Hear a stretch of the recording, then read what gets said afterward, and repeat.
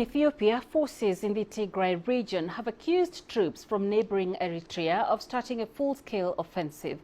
Heavy fighting was taking place in several areas along the border on Tuesday. 2 aid workers also reported shelling into a displaced persons camp.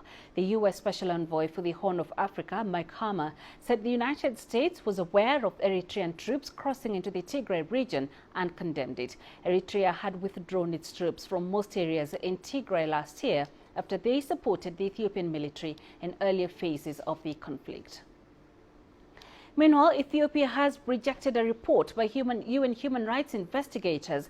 The report released on Monday accused Addis Ababa of possible ongoing crimes against humanity in the conflict region of Tigray. In its findings, the Commission of Human Rights experts say it found evidence of widespread violations by all sides since fighting erupted in Tigray nearly 2 years ago. Starvation and denying aid, food, medicine and basic services was used as a weapon of warfare against the people of Tigray. Ethiopia's permanent representative to the UN in Geneva, Zenebe Kebede, said the commission behind that report was politically motivated. The report itself is self-contradictory and biased, which doesn't pay any attention to the atrocities committed in Afar and Amhara region, but solely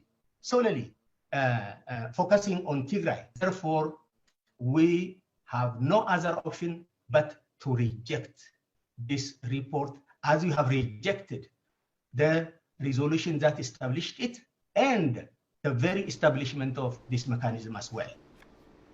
Earlier, I spoke with William Davison, a senior analyst on Ethiopia at the International Crisis Group, and I started by asking him how the latest offensive would impact the peace process. I think it leaves the peace process in a lot of trouble.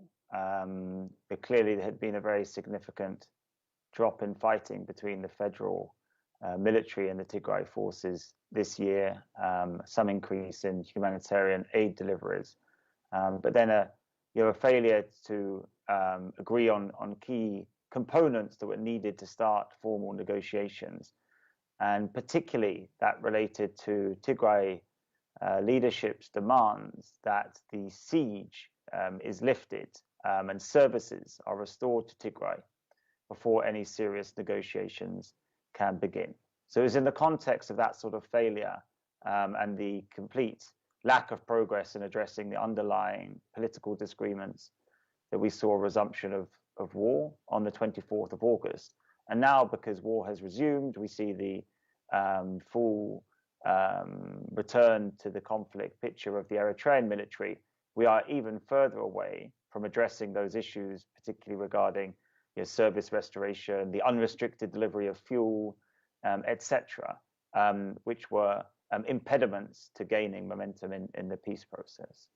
We have seen plenty of diplomatic commitment from the US, the EU, the African Union to some extent. I think there has been